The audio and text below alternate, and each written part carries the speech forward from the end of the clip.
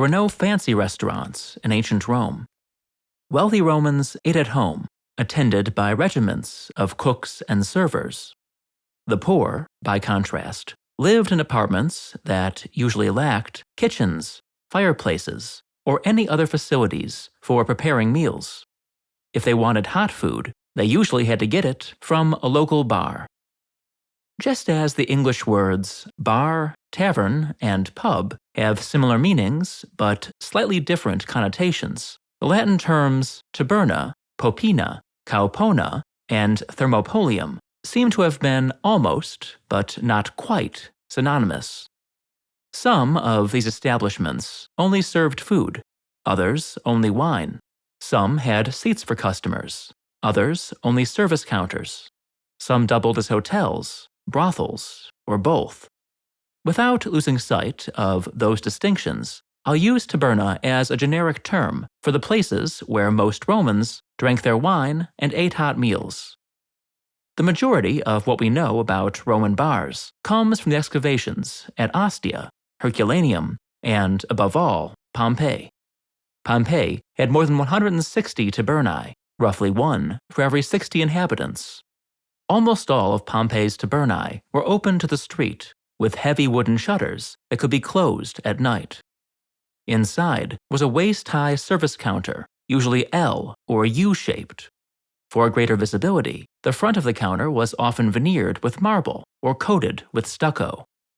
The counter of Pompeii's most recently excavated bar was painted with scenes ranging from a Nereid riding a seahorse to a fierce-looking guard dog.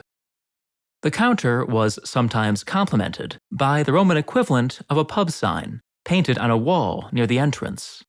Next to the caupona of Euxinus in Pompeii, for example, was a fresco of a phoenix, apparently the name of the bar, with the caption, "The phoenix is happy, and you can be too." Equally eye-catching, at least to modern observers, were the elaborate lamps and wind chimes hung over the counter, which often featured an apotropaic phallus or two. Although some Roman bars only served food to go, most had a seating area for customers who wanted to eat and drink on the premises. Usually, this was a small room adjacent to the service counter, provided with wooden stools and tables. A few bars had private rooms and gardens. At the Praedia of Julia Felix in Pompeii, for example, patrons could recline on masonry couches that imitated those in the triclinia of elite houses. The caupona of Euxinus had a private vineyard, complete with shady alcoves that were probably reserved for guests. Wine came to tabernae in delivery carts wobbling with wineskins. It was stored in amphorae, which were lined along walls and stacked on racks. Servers poured wine into pitchers or cups, ideally made of bronze or glass, but often simple pottery. This wine was usually cheap, local, and weak. Bartenders were routinely accused of adding water to save money. Some establishments, however, served, or claimed to serve, more expensive vintages. A sign outside a Pompeian bar advertised the famous Falernian variety, available for 4 times the cost of ordinary wine. At another bar in Pompeii, amphorae containing wines from every part of the empire were stacked around the bar, ready to be served to discerning patrons. Earthenware containers, dolia, filled with food were often embedded in the service counter.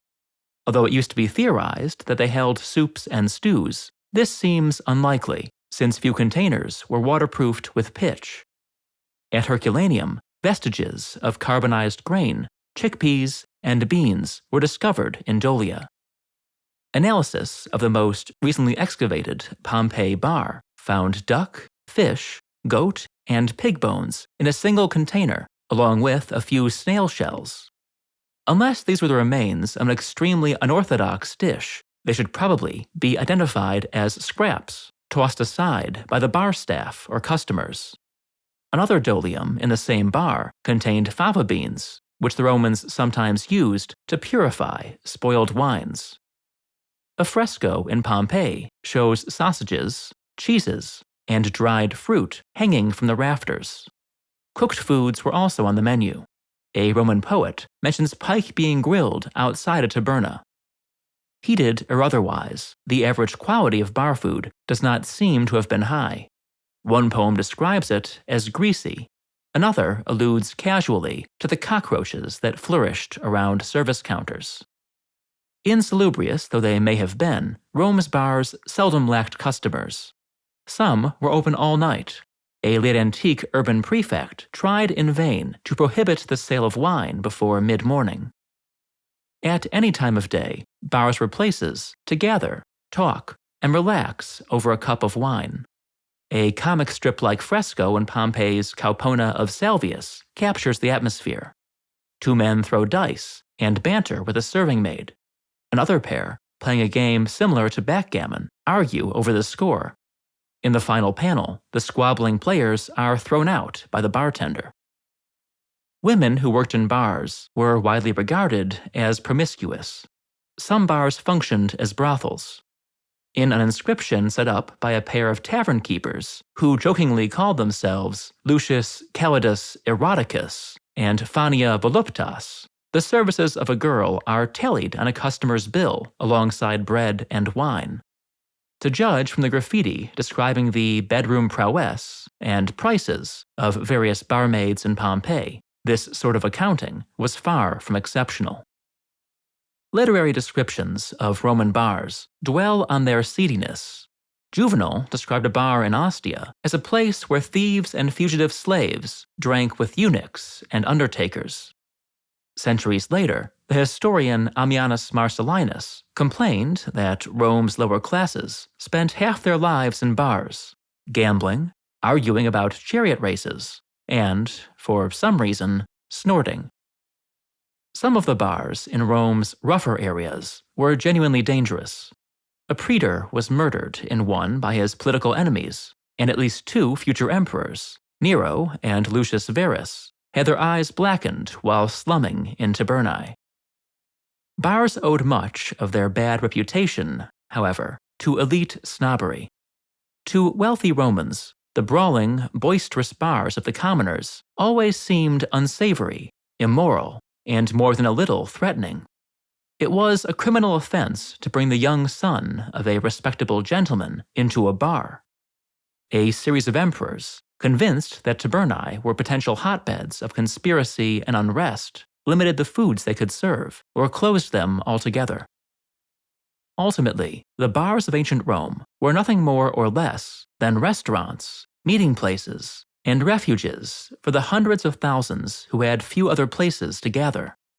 As today, each bar was different, but many Romans would have found something familiar in the epitaph of a woman from Tivoli who had, the inscription claimed, drawn visitors from far and wide to the haven of her bar.